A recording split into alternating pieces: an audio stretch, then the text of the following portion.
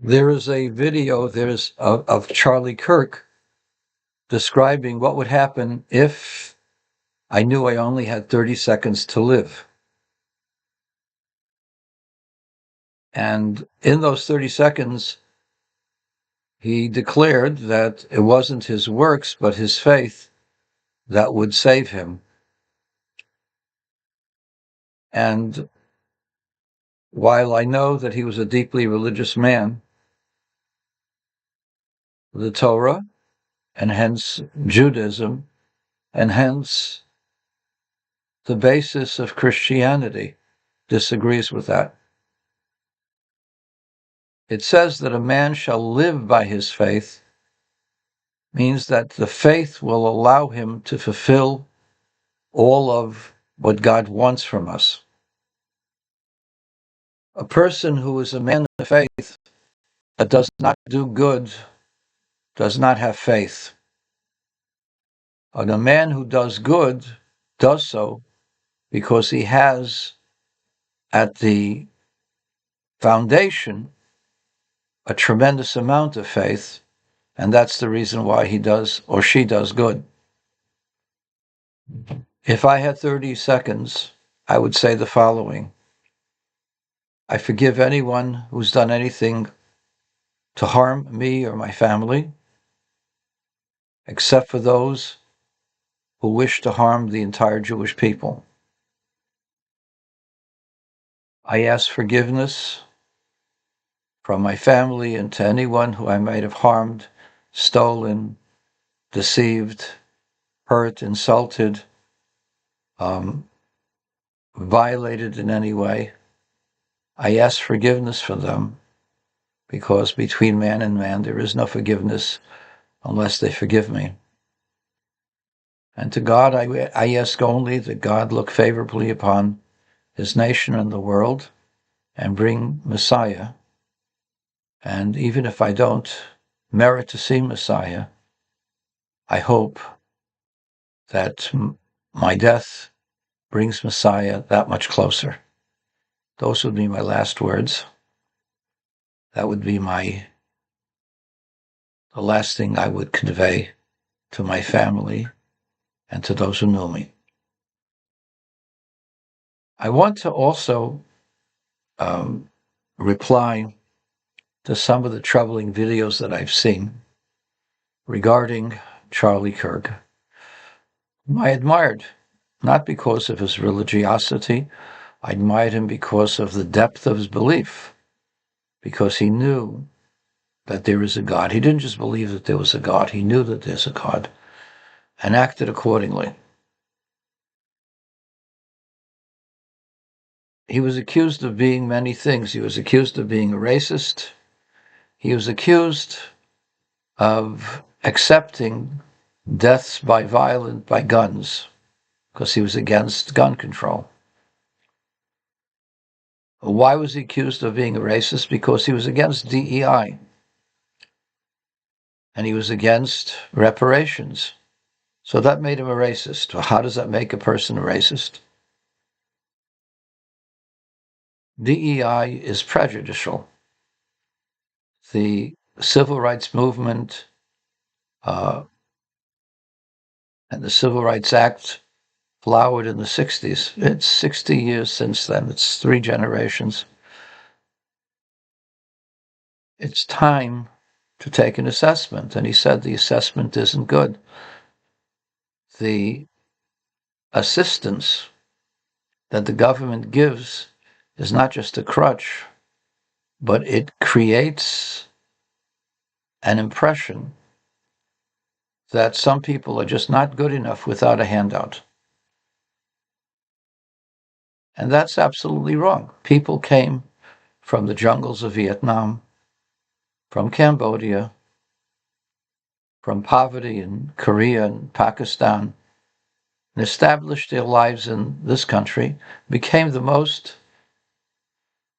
highly visible, productive people in this country.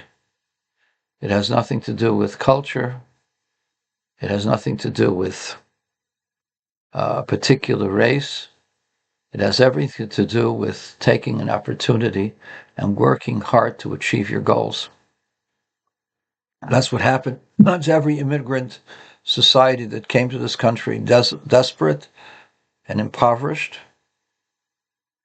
The fact that it hasn't happened to the African American community is more social than racial. And that's what Charlie pointed out.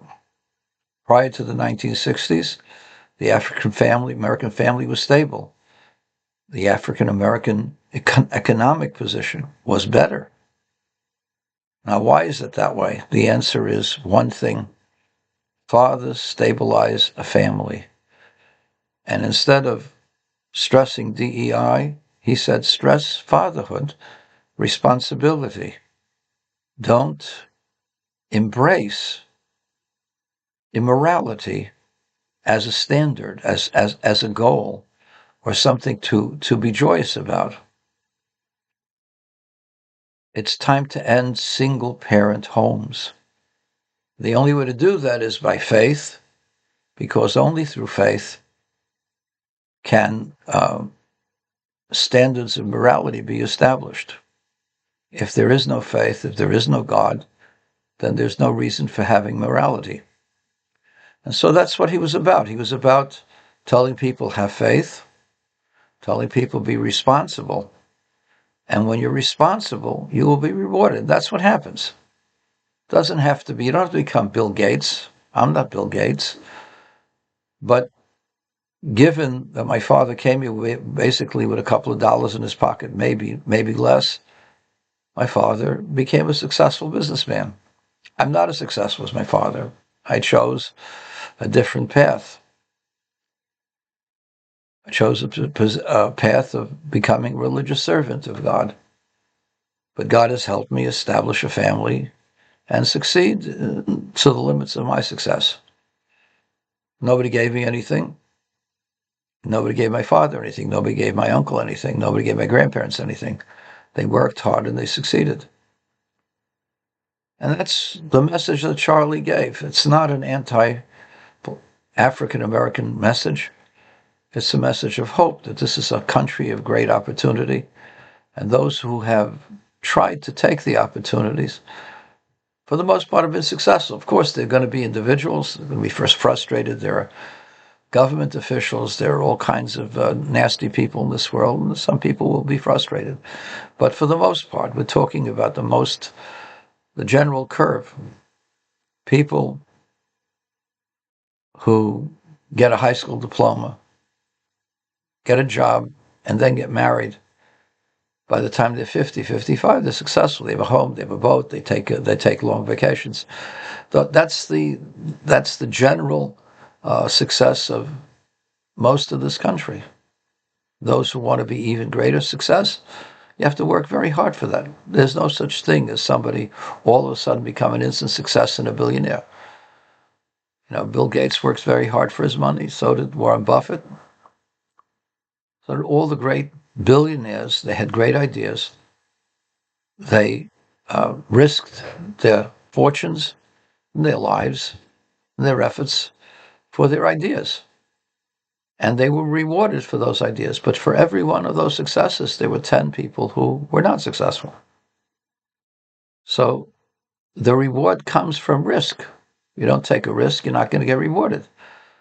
But if you just go ahead and get a job, any job, and you come on time, and you get married only after you have a job, and you stay married to your spouse, most Americans will be successful, will be happy. They will realize the American dream. They'll have their own home. We don't need a palatial place. I don't have a palace. I've got a 2-story bed, 4-bedroom like anybody else in suburbia. We don't need palaces. Success is the ability of a person to take care of himself and herself, build a family, and have a successful family life. That's success. Great success could be other things, notoriety, affecting people, and so on. But the most important thing about life is responsibility and being there for your job, being there for other people, being there for your wife, being there for your kids.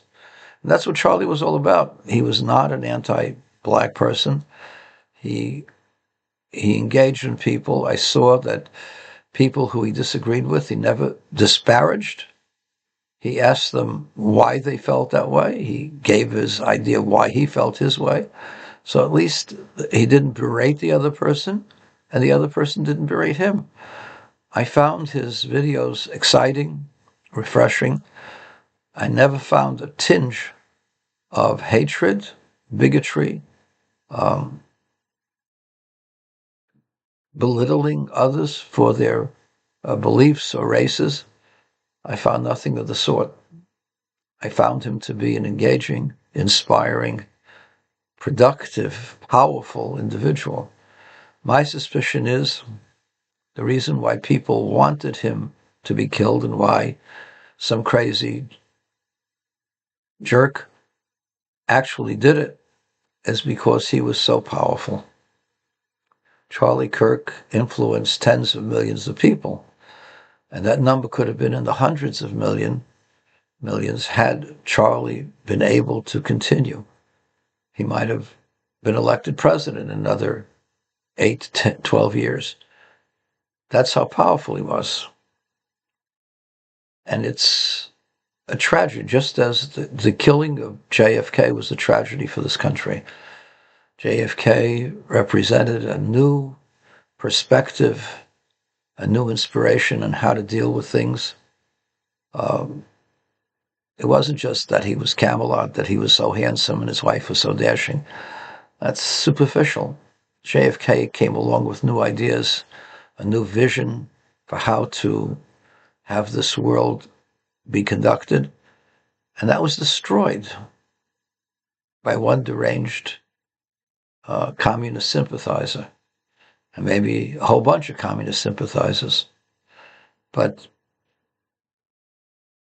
the death of Charlie Kirk is no less notable than the death of our President Kennedy, and no less notable than the attempted murder of President Trump. Charlie Kirk represented a new era of thought, a new era of looking at our lives and making our lives better. And they knew they couldn't defeat him in a debate, so they shot him. But his ideas continue. May they continue to flourish and make the lives of every person in the United States of America and this world better.